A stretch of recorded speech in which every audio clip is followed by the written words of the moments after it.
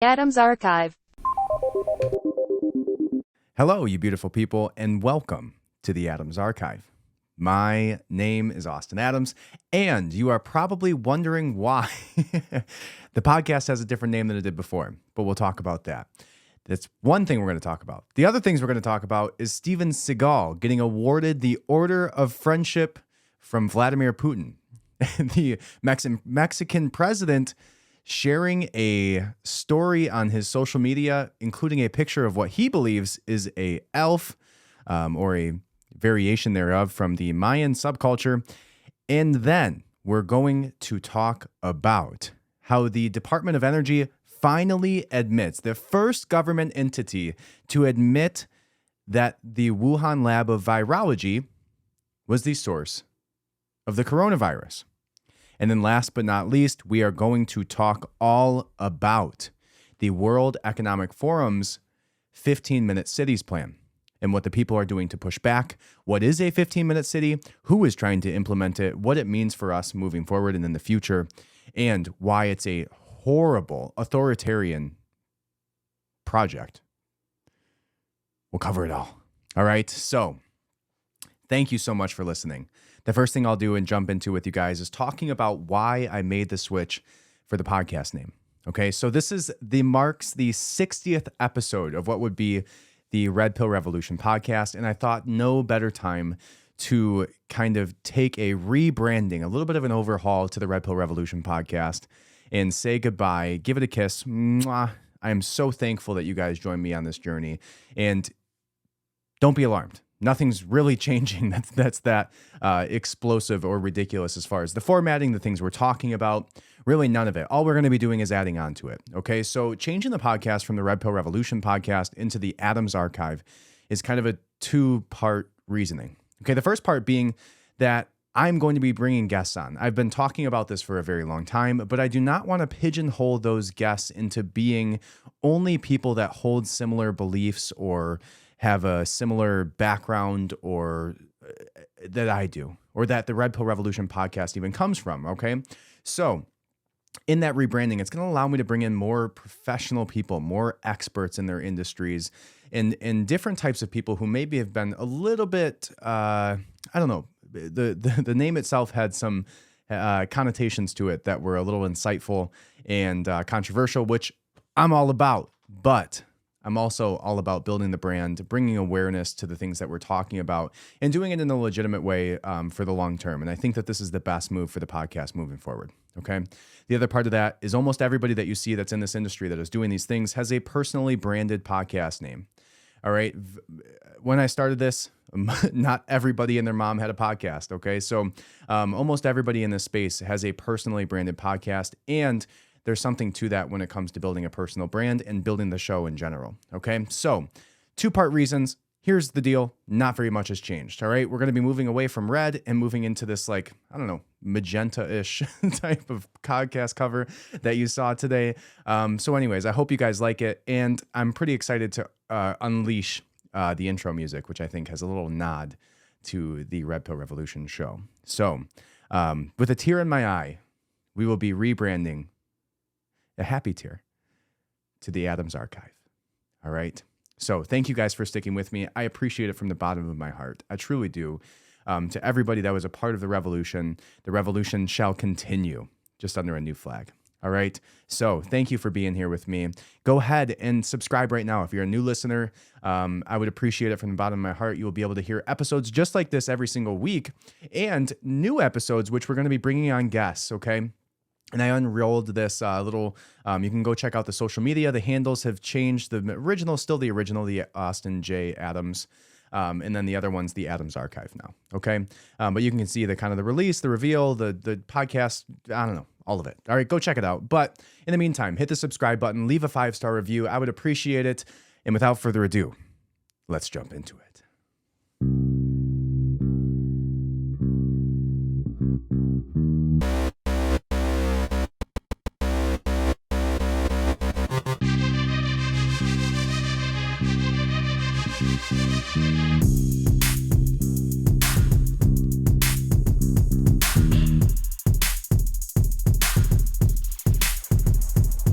The The Adams Archive. All right. The very first topic that we have today is Steven Seagal has been awarded the Order of Friendship by Vladimir Putin. Okay, and we'll read this article. And that's another part of the change here is all of the articles I'm going to be reading from here on out will be written for the Adams Archive itself. It'll be posted on the website as a blog post. You can follow along. Go head over to the Adams Archive. It's under construction and it will probably be rolled out here in the next, week or so. So in the meantime, stand by. Join the Substack, which is now austinadams.substack.com. austinadams.substack.com. You'll be able to get all of the articles linked directly to this for you. They will be put into the Substack as well as to the website. But in the meantime, you'll be able to catch all of those at the Substack. All right, which is exactly what I'm reading from right now. I already wrote these up. All right, so in today's news, it appears that the Russian president, Vladimir Putin, has awarded Steven Seagal, the former action star and ponytail enthusiast, with the Order of Friendship. You heard that right. Putin thinks that Seagal has been a great friend to Russia and apparently deserves an award for it. All right. So for those of you who don't know, the Order of Friendship was created in 1994 to encourage citizens' activities aimed at ensuring the well-being, prosperity, and security of Russia. And apparently Seagal's support of the country has earned him this prestigious Russian honor. But it gets even better. Not only has Seagal been awarded the Order of Friendship, but he is also granted Russian citizenship back in 2016. And on top of it all, he was appointed as Russia's special envoy to the United States in 2018. Now, I find this to be pretty funny how you have like these random ambassadors. I'm trying to remember the name of the one who was ours for China. He was the guy, God, he played Dennis Rodman. Dennis Rodman was the American icon who China chose to be our liaison. It's like all of these countries find the most obscure, random characters from American culture to represent us. It's like Steven Seagal and Dennis Rodman are probably two of the most drugged out weirdos that we could ever have to represent us. Was Dennis Rodman with China or was it like North Korea or something? I'm pretty sure it was China. Let's see. Dennis Rodman, China. Yeah, it was China. So Dennis Rodman and Steven Seagal, right? You have some very obscure names in there, but let's continue this article here. It's not surprising that Seagal has been honored by Putin, considering his past support of Russian actions. He famously supported Russia's annexation of Crimea in 2014, a move that was widely condemned by the international community. And just last year, he was visiting a destroyed Ukrainian prison in footage aired on the Russian state-owned TV network. Who knows what other surprises the world has in store for us, as we were just talking about. I'm next envisioning Chuck Norris being the ambassador to North Korea, or Jean-Claude Van Damme leading the way with our new ties to Poland or Germany. I don't know. Anything's possible in this world of interesting characters that we have here in the United States. So I don't know what to make of this. It's just pretty funny that during all of this, Steven Seagal is the guy that Russia chooses. I mean, he's probably one of like 7 people who are outwardly not flying a Ukrainian flag on their front porch at this point. I don't know. But I do find it quite hilarious that it just so happens to be Steven Seagal with his Aikido skills. Now, you would think that Vladimir Putin, who's a legit judo black belt, maybe would look at, the Aikido of Steven Seagal and be put off by the silliness of the martial art in today's modern MMA era. But I digress. He is now an official friend of Russia. And that is all you need to know. All right. And next up on the agenda, the Mexican president. Okay. Mexico's president recently shared a mysterious photo on his social media account that has caused quite the stir. The photo that he shared was of what he presumed to be an elf, or better known through Mayan folklore culture as an alux, which is a woodland spirit from Mayan mythology that is known for being mischievous and playing tricks on people. Now, the picture itself looks up into like the tree here, and you can see the eyes of this little being looking back at you. Elves are an interesting one, but let's continue this article and we'll see what else is about this. The photo was taken by an engineer working on a tourist train project that is currently being constructed in the Yucatan Peninsula. which is home to many Mayan descendants who still practice their traditional ways of life. In traditional Mayan belief, Aluxes are small, elf-like creatures that inhabit forests and fields and are known for their playful and often mischievous behavior. They are believed to be supernatural beings that can either bring good fortune or bad luck, depending on how they are treated. Many people in this region still leave small offerings to appease the Aluxes, in the hopes of avoiding their mischievous ways. Despite the conquest of the region by the Spanish between 1527 and 1546, Mayan descendants continued to conserve their traditional ways of life, including language, clothing, religion, and medicinal practices. The ancient Mayan civilization reached its height from 300 AD to 900 AD on the Yucatan Peninsula and in adjacent parts of Central America, leaving behind a rich cultural legacy that continues to inspire and captivate people around the world. The Alux is just one of the many fascinating figures from Mayan mythology that has captured the imaginations of people for centuries. These mystical creatures are believed to have supernatural powers and play an important role in Mayan cosmology. In addition to their mischievous behaviors, Aluxes are also known for their association with wealth and prosperity. Some people believe that if you treat them well, they will bring good fortune and help you find hidden treasures. While it's unclear whether the photos shared by Lopez Obrador is actually an Alux or not, the fact that the president took the time to share this shows his reverence for indigenous cultures and beliefs. It also serves as a reminder of the rich cultural heritage and that there's probably lots of drugs in Mexico that this man is taking. Although, who knows at this point? I literally would be not surprised by almost anything at this point, whether it's underground elves who bring you good fortune and lead you to treasure, to ancient aliens existing beneath our waters, and that stemming from the mermaid cultures that we've been talking about in Disney movies for 100 years, to everything. Giants, all of it would not surprise me at this point, right? There's been like talks of giants' bones being found. There's been, I don't know, a video I watched earlier today that has probably no merit whatsoever talking about probably this man just did not look legit. I don't even know where I found it. It was on Instagram somewhere, but this man was talking about how in underground military U-20 or something like that, military areas, they have these big giants who walk around that are a part of the Nephilians, Nephilians, I think that's what it was, who are 10 to 18 feet tall, and which also coincides with the biblical teachings, right? Talks about giant people roaming Earth at the time, all of it, right? So it's like there's almost nothing at this point that's in our ancient, like our lore, our Disney movies, our conspiracy theory. Like you would have to have the craziest shit theory like ever in order for it to actually excite my tinfoil hat at this point. My tinfoil hat is propped up on top of my TV center. A TV center? Is that a thing? Entertainment center? Is that what we call it now? Because no TV actually sits on it. Did we ever call it a TV center? I don't think we did. That was stupid. Anyways, my entertainment center, and it's just rubbed raw with all of the right things that we have had over the last year or two. And speaking of, we'll talk about one of those in just a minute, talking about the COVID lab theory. But let's continue on this crazy idea of there being an elf that the Mexican president is taking pictures of and posting.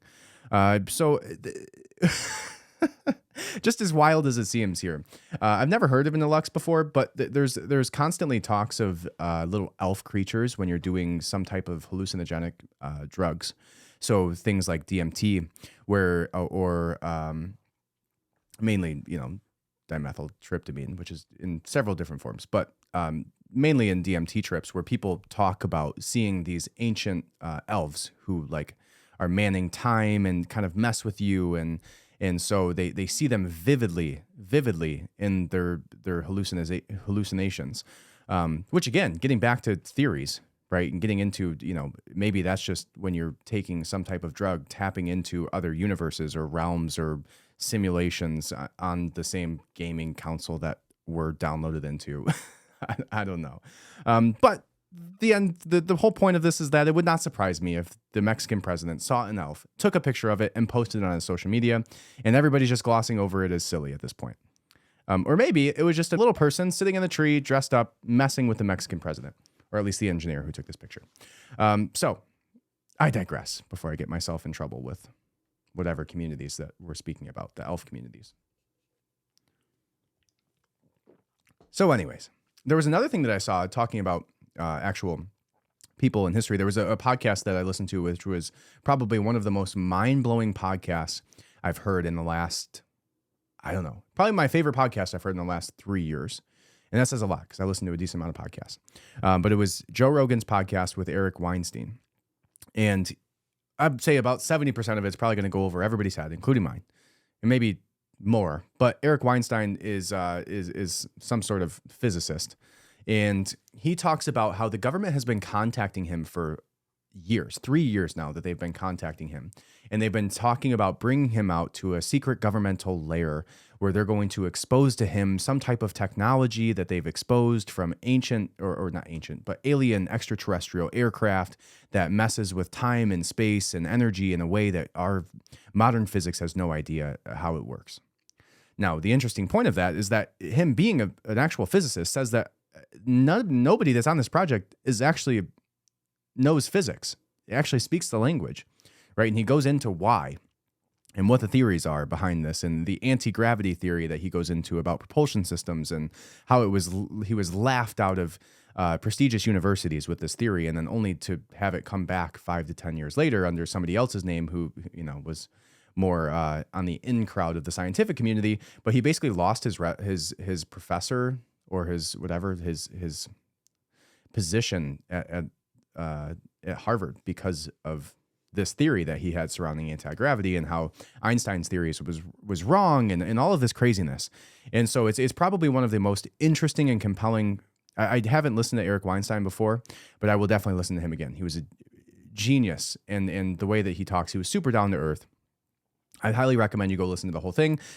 Going into it knowing that probably most of it's going to go over your head, but if you just sit and listen, and it's quite even just interesting and somewhat poetic to listen to him talking about physics in the way that he is. But again, just keep in mind, it's probably, if you're anything like me and as dumb as I am, it's going to go over your head. But it would be really interesting to sit down, because it's a 3 or 4 hour, I think pretty sure it's 4 hours. And he breaks down all of these, mathematical equations about Einstein's theories and the theory of relativity, and how whatever it is wrong from Einstein's theory, and the postmodern perspective on his theory is now changed, and the way that it's changed and why it's changed. And anyways, you should go listen to it. But what he talks about is how the Canadian security advisor, a former Canadian security advisor, believed that we were in contact with an intergalactic federation of extraterrestrials, who is currently in talks with the United States and the Israeli government.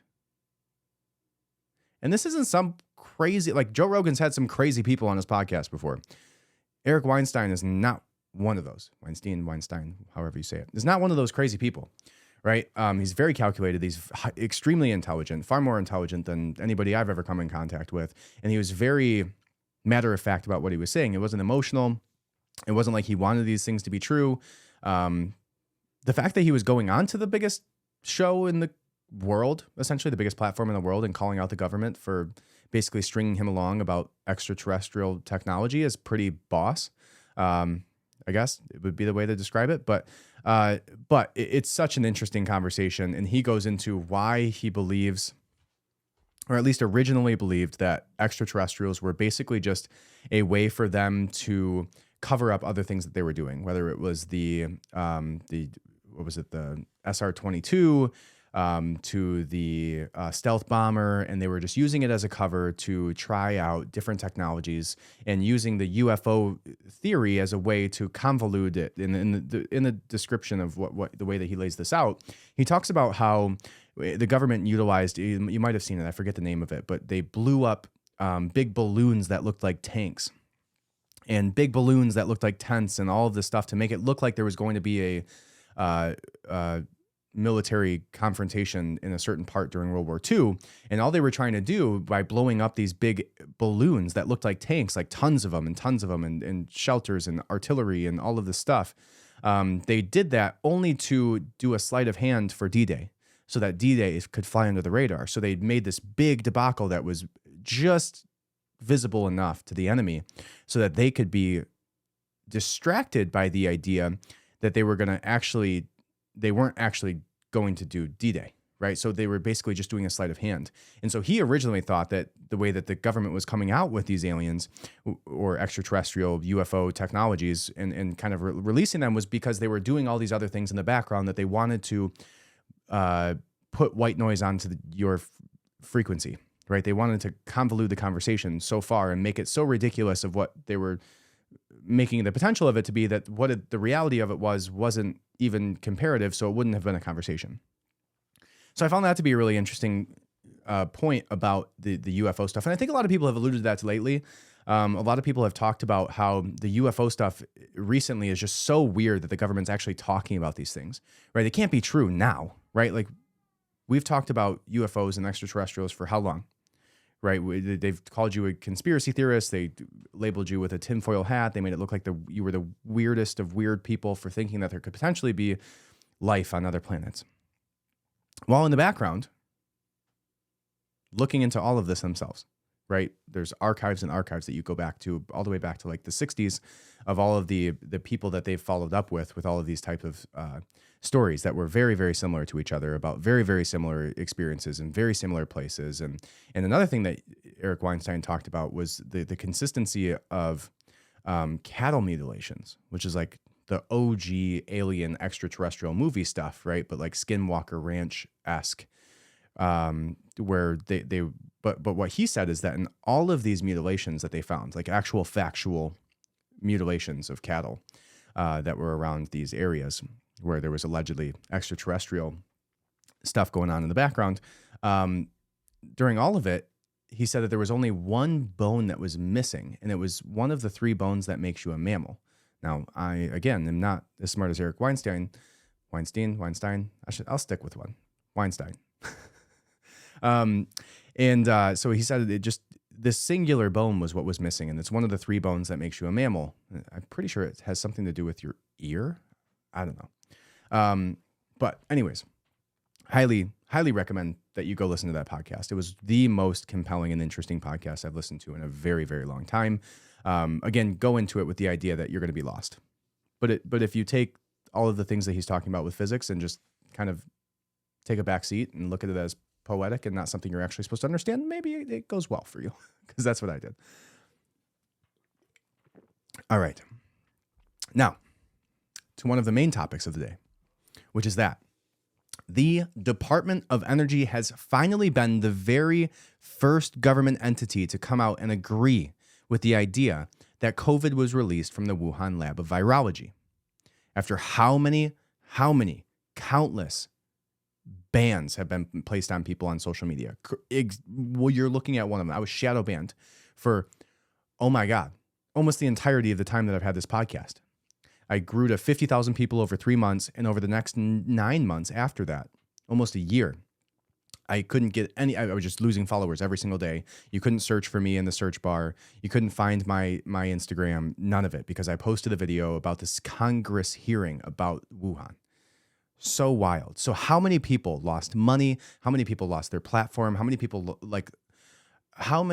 were labeled in this way for having a very real, very, very like factually based perspective that COVID came from the Wuhan Lab of Virology. It's literally, and I think there was a great video that went around recently by Jon Stewart, where he talks about how it's literally called the Wuhan Lab for Novel Coronaviruses. His joke was something like, it's like, there's all this random chocolate falling around us in Hershey, Pennsylvania. It definitely has absolutely nothing to do with the Hershey factory here. Yeah. The likelihood of this happening, like, right, it's a bat. Like, where did that even come from? And do we even have any data on the amount of like bat population? Because if this was killing people at such an unprecedented rate, and they want to tell us it was from a bat, shouldn't we see a bunch of bats dying, right? Like it didn't make any sense, right? So they want to tell you it's from a wet market in Wuhan, when in reality, Fauci and his goon squad were funding gain-of-function research at the Chinese Wuhan Lab of Virology for coronaviruses, specifically in Wuhan. And we saw little sprinkles of all of this all the way out through reality. Now, it's just comical to me that now our government wants to come out and say this, right? After you've lost all public trust, after you've lost everybody believing in their government, when it was glaring, looking at you in the eye and telling you that you're crazy for thinking that this coronavirus came from Wuhan, ground zero, came from the Wuhan lab of novel coronaviruses in China. So anyways, let's read this. In what can be described as a bombshell revelation, or really not at all, because we all knew this, it has emerged that the United States government may have been hiding the truth about the origins of COVID-19. A new report from the Energy Department has concluded that the lab leak was likely the origin of the pandemic. This news has ignited calls for further investigations into the matter. For over a year, there has been speculation that the virus may have originated from a Chinese biochemical lab. However, the idea was dismissed by many as a baseless conspiracy theory. Now it appears that the lab leak theory is gaining traction, with the Energy Department report suggesting that it is the most likely scenario. Republican Senator Tom Cotton, who was one of the first to raise the possibility of a lab leak, has called for accountability. Being proven right does not matter, he said. What matters is holding the Chinese Communist Party accountable so this does not happen again, he tweeted. What he should include is that we were funding it. The WHO, pretty sure it was through the WHO, and Fauci was funding this gain-of-function research at the Wuhan Lab of Virology. Senator Josh Hawley also called for further investigation, saying that he will introduce legislation to declassify intelligence findings about the origin of the pandemic. Meanwhile, the White House has downplayed the report, emphasizing that intelligence agencies have not yet found any conclusive evidence whether the virus came from a lab or nature. However, House Republicans have already begun a probe into the virus's origins, expanding the investigation to include the Department of Energy, the Department of State, and the Federal Bureau of Investigations. The issue is that the virus's origins have become a third rail in politics, with some conflating the possibility of a lab leak with theories of a Chinese biological weapon. While there are legitimate questions to be asked about the origins of the virus and the U.S. response, much of the effort has been framed around political point scoring. Despite the continued politicization of the issue, experts fear that China's unwillingness to cooperate diminishes the likelihood of finding out what really happened. The latest DOE assessment only adds to the divided views within the government about where the COVID-19 came from. During an email exchange, Dr. Fauci admitted that he thinks there's more evidence supporting a natural origin, which obviously he knew was wrong the entire time. He also looked at our government, at Congress, congressional hearings, in the face while his hand was shaking, saying that we did not fund gain of research. Now, this goes on to say that it is infuriating to think the government has been hiding the truth of the origins of COVID-19. The fact that this issue has been politicized is a disservice to the millions of people who have lost their lives or been impacted by the pandemic. It's time for the truth to come out and for those responsible to be held accountable. Now, talking about those responsible, let's talk about Fauci. Fauci is the single largest paid government employee at all. Not the president, not Nancy Pelosi, although there's an argument to be made there on the back end. On the back end. Not the front end, which some people like to comment about with Nancy Pelosi, but the back end with her investments. But let's talk about Fauci, right? Fauci has stood in front of Congress saying that this is not a possibility. Fauci stood in front of Congress and said we did not fund gain-of-function research. Fauci is the highest paid government official ever, to my knowledge. Maybe not ever, but at least the highest paid government official today, currently, until he left recently. I don't know. He is the highest paid government official that we had during the time of COVID. All right.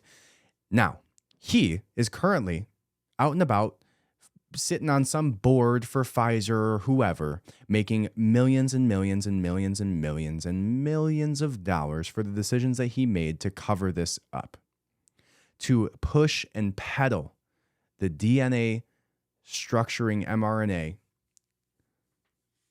into the bodies of as many Americans, children, women, pregnant women as possible. And if Fauci was a part of this, even if it was just China, this was a biological weapon. This would have wiped out everybody as we know it. Humanity as we know it could have been gone. And they're sitting here covering up for the Chinese Communist Party, covering up for Fauci. If our government is responsible for one thing, it's the safety and well-being of the American citizenship.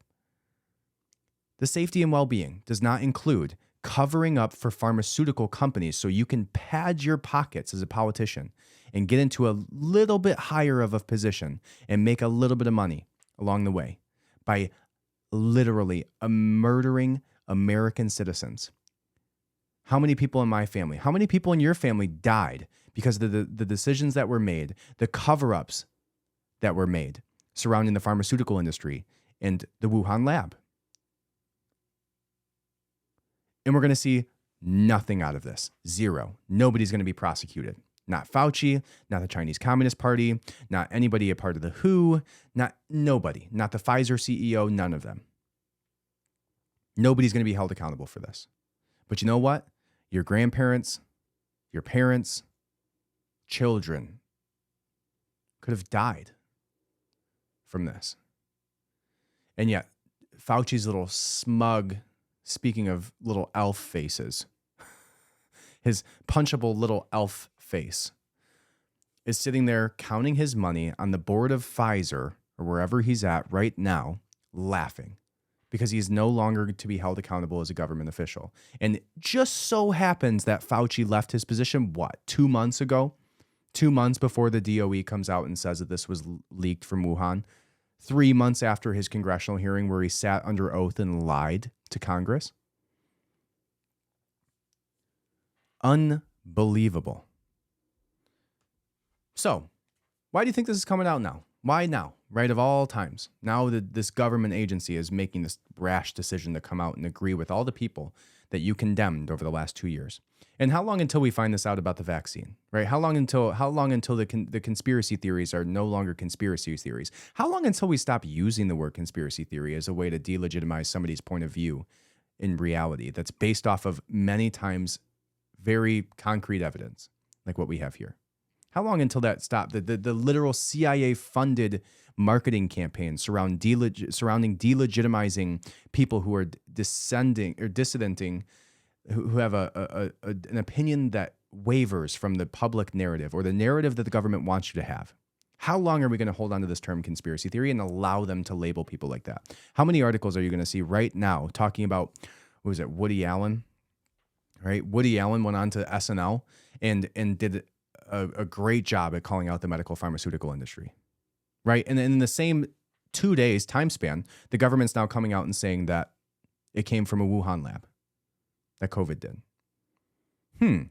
Seems a little peculiar to me that now in the mainstream media, they're coming out and making all these claims. Oh, it did come from Wuhan. You guys were right the whole time. Sorry, we called you a conspiracy theory, didn't give you jobs and, kicked you out of your current government jobs, kicked you out of the military, labeled you as crazy, wouldn't let you walk into our stores, shut down your businesses. Sorry about all that. We didn't mean to. It came from a lab. Right? We didn't mean to. We shouldn't have, and this is going to be the next step. We shouldn't have rushed this mRNA gene therapy. We shouldn't have done that. You guys were right. It does cause you to die from heart failure or from myocarditis or from a number of other issues. It does cause strokes. It does cause this. It does cause that. Right? Sorry. You were right. You're not a conspiracy theorist. Sorry, guys. Don't mind us. Just navigating the new science.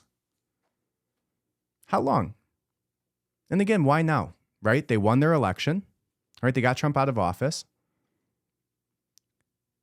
They caused a worldwide panic. They locked down your businesses. They killed small businesses and helped to funnel all of that money into large corporations like Target, like Amazon, like all of these companies who were allowed to be open during these times because they lobbied enough. They infected majority of the human race with a coronavirus that could have and did allegedly kill hundreds of thousands and millions of people across the world. And then they injected you and your children and your grandparents with an experimental gene therapy. But now you want to come out and tell us that, we're sorry. We were wrong. You were right this whole time. sorry we gaslit you and made you lose your jobs and called you crazy and banned you off of social media. Oops, our bad. Sorry about that, right? Why now? Why is it now becoming a mainstream narrative that pharmaceutical companies like Pfizer, right, made their money, got out? How many people have moved off their boards and cashed out their stocks and all of that during this time? How many Faucis that were a part of the WHO or the governmental positions that were high up making these decisions are now on boards off of it? 2-3 years coming up on their terms, out of here. The bureaucrats who don't have terms are already out and on the boards of Pfizer, right? And now it's coming out, right? Interesting. I wonder why. So, the next thing we're going to talk about is going to be the reason that this is coming up, and the reason that this has been a consistent conversation recently. You might have heard the term 15-minute cities recently, and it's all surrounding the stuff that has been going on in Palestine, Ohio. And not even Palestine, Ohio at this point. All of the chemical spills, all of the train derailments, all of the energy plants lighting on fire, all of the fuel tankers exploding, all of the craziness that's been happening. And it's been eerily quiet for about maybe 5 days now. But you've probably heard the term 15-minute cities. So what I'm going to do for you is I'm going to break it down. Why is this coming into the conversation surrounding these chemical spills? What is a 15-minute city? Why are people concerned about it? We'll jump into it all. All right. But first, go ahead and subscribe. I know maybe you just missed the very first part where I asked you to if you're listening to this for the first time, but I need you to hit that subscribe button real quick. All right. I'll give you 3 seconds. That's all it takes. And then you'll feel better about your life knowing that I'm not going to ask you again, and you'll have to be like, oh my gosh, I forgot that again. You'll just do it right now and it'll be over. And then you'll hear me next time and you'll feel a sense of pride. So 1, 2, 3, you hit it. Thank you so much. And if you didn't hit it, that's okay. I'll get you next time. But next thing I need you to do is leave a 5-star review. Okay. Hit that 5-star button. I would appreciate it from the bottom of my heart. There's not too many people out there having conversations like these. But we are going to have them every week on the Adams Archive. So make sure you leave a 5-star review. If you could write something that helps us even more get up in the rankings, help more people hear these types of conversations and wake up to the craziness that is going on in all of the world right now. So again, I would appreciate it from the bottom of my heart. And then head over to the Substack, austinadams.substack.com. Okay. You'll be able to get the podcast companion, which will have all of the articles that we're talking about here, expanded conversations surrounding them, all of the cut up clips from this week's podcast with all the topics laid out for you, social media clips, the full podcast, the video podcast, all of it. And at the very bottom, you can support the podcast by becoming a paid subscriber to the Substack, which right now does not cost a thing. But if you'd like to, you can spend $7 a month. $7 a month. That's one of the coffee drinks that my wife gets from Starbucks, because everybody seems to relay money to Starbucks for some reason because it's so damn expensive anyways. But $7, support your boy. I would appreciate it. That's all I got. All right, 15-minute cities. The World Economic Forum recently published an article promoting the idea of minute cities as a solution to climate change and urbanization. However, the spike in popularity of this concept is not due to widespread support, but rather widespread opposition. Minute cities are supposed to transform existing cities into districts where everything is available within minutes of walking or cycling, including schools, hospitals, grocery stores, and recreational facilities. But this concept is not new and has been tried before in places like the Soviet Union.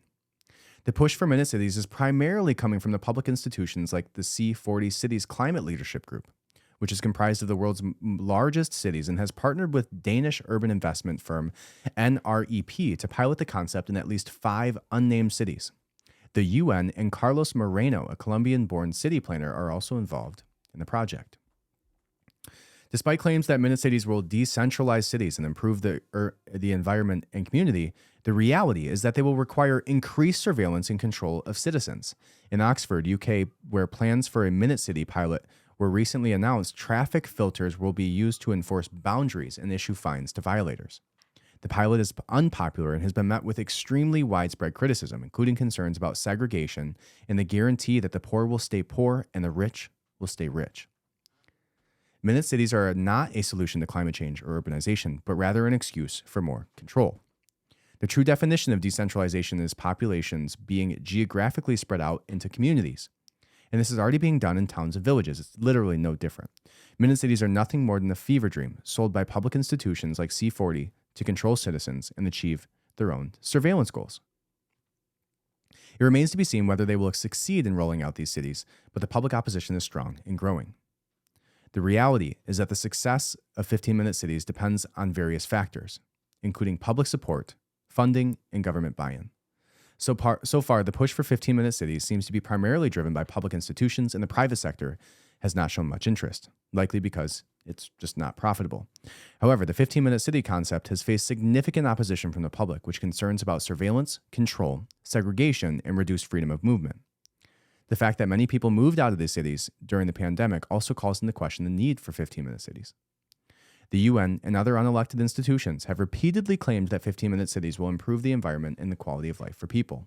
However, as the critics have pointed out, everything that 15-minute cities claim to want to do is already being done, where populations are geographically spread out into communities. In the end, the 15-minute city concept raises more questions than answers. While it may sound appealing in theory, the reality is that it may be nothing more than an excuse for more control and surveillance. The success of 15-minute cities depends on various factors. Until these factors are addressed, the idea of 15-minute cities will remain a controversial topic. Now on that, 15-minute cities are basically the idea that they're going to divide every subsection of cities into smaller, more pushed together little ant hills of people where you can walk everywhere.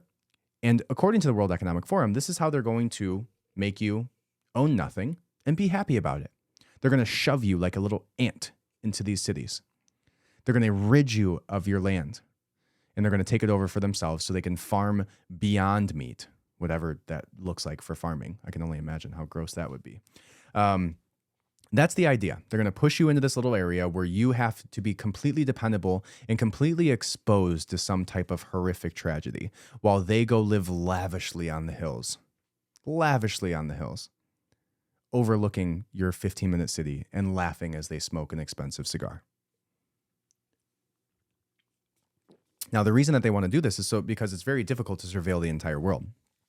It's very difficult to be looking at every single institution and every single city and every single community simultaneously. But if they can push you into smaller cities and they can control the fact that you don't have a car, right? Now you have no ability to leave. Now, the idea with this is the 15 minutes is not a suggestion. It is a mandatory thing. If you want to go from one district to the next district, you have to get approval. You can't just leave your city. Right now, I can go immediately right now to the airport and go fly to wherever in the world that I want with a passport.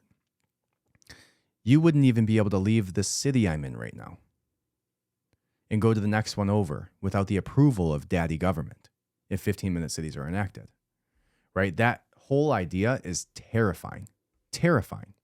So we'll see here. And actually, there was a clip that I wanted to play of the White House secretary talking about the COVID lab leak.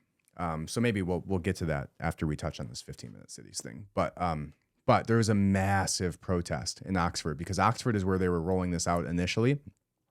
A huge, and this is Oxford, not in the U.S.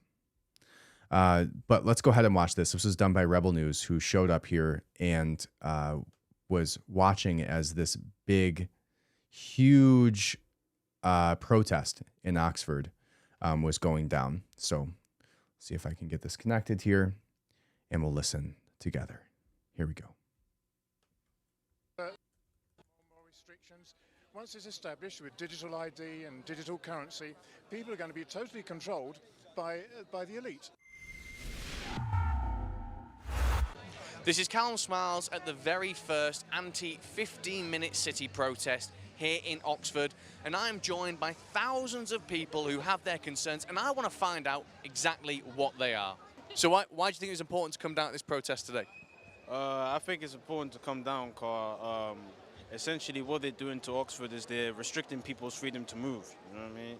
Because they're splitting it up into 7 districts, so it essentially is restricting people's right to move. You have to pay the government in order to get around the block, and it's going to kill small businesses, it's going to kill tourism, it's going to be crazy.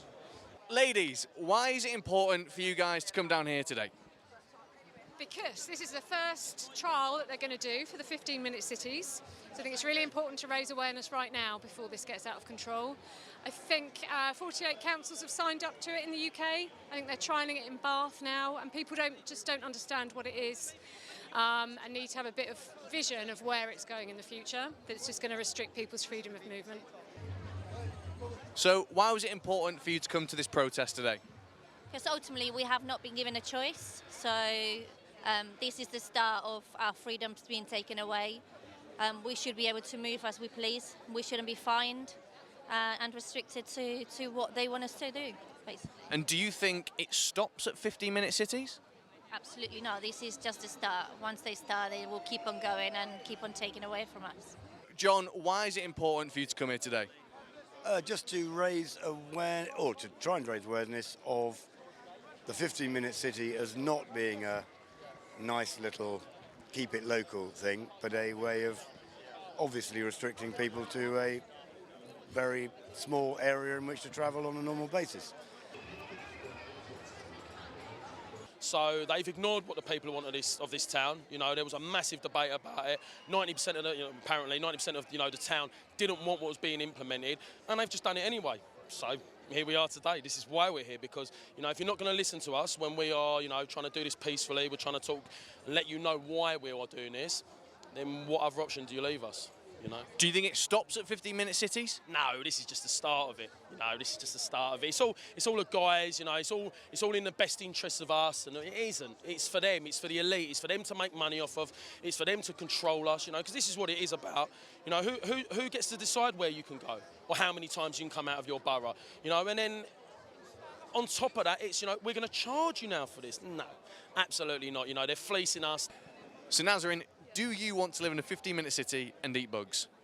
No, I do not want. Okay. So you get the idea. These people are furious. Furious because they're being piloted in Oxford as the very first 15-minute city.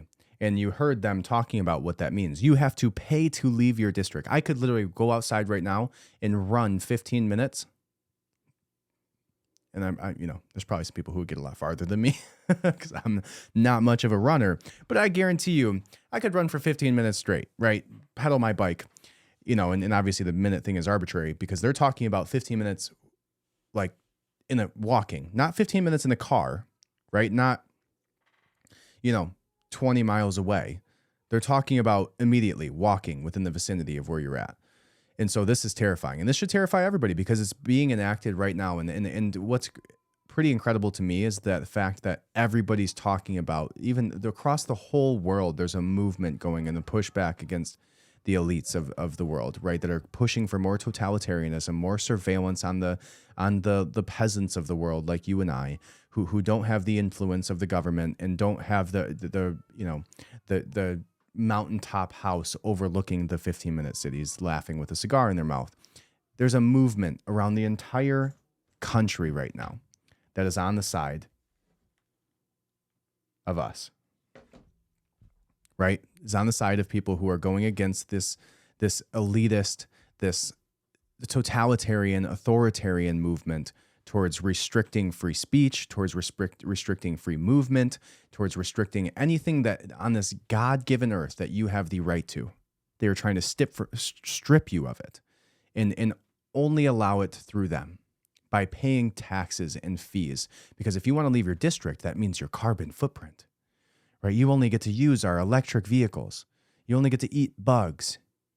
This this crazy dystopian world that they are working us towards. And it all starts with this 15-minute cities. Now, the reason that this comes into play with Palestine is within the writing of this 15-minute cities, there's a subsection that allows the American government, which is a backdoor way of them, because according to the 15-minute cities write-up and the types of things that they're doing, they cannot force you to live in one of these districts. You'll have to want to live there, right? You'll have to want to live in the Los Angeles 15-minute district, whatever that looks like, right? So you can move out of it and not live in their cities. But where they can start to force you is if there's any type of contaminated areas. So they can physically move you from your home into one of their districts within the 15-minute cities, as long as there's some type of contamination. So when you look at Palestine, Ohio, when you look at Detroit, Michigan, when you look at all of these places where there was these chemical spills and these energy places that were lit on fire all simultaneously, when you look at them all, it starts to get pretty eerie when you realize that that's contamination that is happening preemptively, potentially, for what this is the theory of what people are saying, to potentially start to move people into these districts of 15-minute cities down the road because they've been contaminated in this way. And that's why people are starting to say, and so I had the original idea with the Palestine, Ohio stuff, that it was something happening from other governments around the world, right? And the reason that I thought that was because it happened right around the Nord Stream pipeline being found out as being blown up, right? The reason I thought that was because all of the simultaneous things going on with the UFOs and the Chinese spy balloon stuff that it was in the air. But in the background, a lot of people were waving an alarm about this, right? Sounding the alarm about this 15-minute cities thing and the contamination that's allowable for them to remove you from your city into one of these districts if they want to. And so that's where it all comes together. Okay. Now, let's go back and listen to this clip with the White House talking about the lab leak theory. Theory, not a theory, factual, bitch. And here we go. Thanks, Corinne. John, on the Department of Energy's findings, the lab leak most likely caused the pandemic. How should Americans understand China's response here, saying that this is politically motivated, it's a lie, there's no science to back it, and swatting down this information? Well, I can't speak for the Chinese, and I wouldn't endeavor to do that. But just let me back up a little bit. The president made trying to find the origins of COVID a priority right when he came into office. Yeah, and he's got a whole of government effort designed to do that. There is designed not to cover up for his son in the biolabs in Ukraine doing the same things, only worse. Consensus right now in the U.S. government about exactly how COVID started. There is just not an intelligence community consensus. And I would add that one of the things the president did was he's the one who tasked the national labs, which report up through the Department of Energy, to study this as well. So it wasn't just an effort that was confined to the intelligence community. That work is still ongoing. But the president believes it's really important that we continue that work and that we find out as best we can how it started so that we can better prevent a future pandemic. I mean, that's the idea here, is to get ahead of it so that, should there be another one, or should there even be the signs of another one, we can better get ahead of it. China, though, is pretty clearly accusing the Biden administration of smearing them and trying to say that this is baseless, people shouldn't believe it, and it's a politically motivated attack. I'm not going to get ahead of where we are in the process, Jackie. The intelligence community and the rest of the government is still looking at this. There's not been a definitive conclusion, so it's difficult for me to say, nor should I feel like I should have to defend press reporting about a possible preliminary indication here.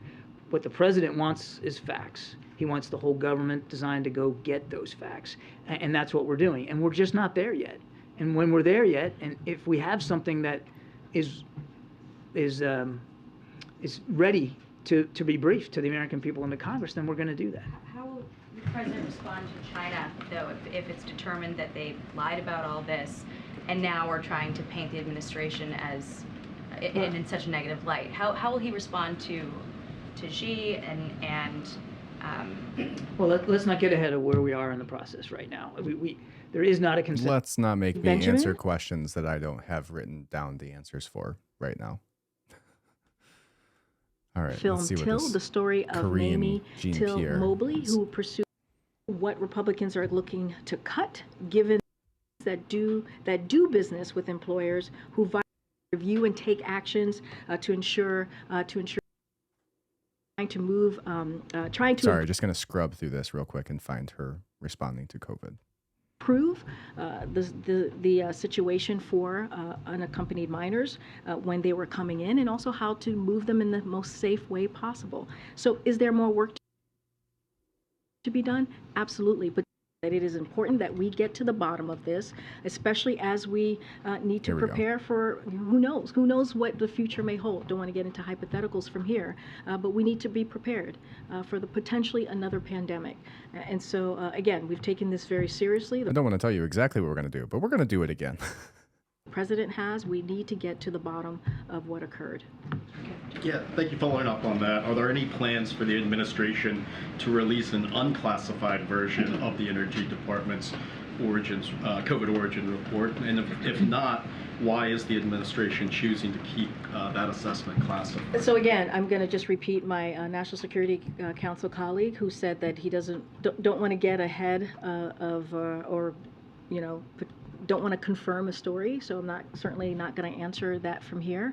What I can tell you and reiterate from here, as he has said, as the National Security Advisor has said many times on the airwaves yesterday, which is that the president wants to get to the bottom of this because he thinks it's incredibly important to figure out, to get a sense where COVID-19 originated from. So does the administration first need to find a consensus before releasing some of these assessments, or why not put out everything that you found? Well, I think it's basically what we've been saying. There has been no consensus, so I think they're working through that. The intelligence community are trying to reverse the work that we have been trying to do. All right. Nothing of substance. Answered nothing. Basically does not want to respond to this in any way, shape, or form.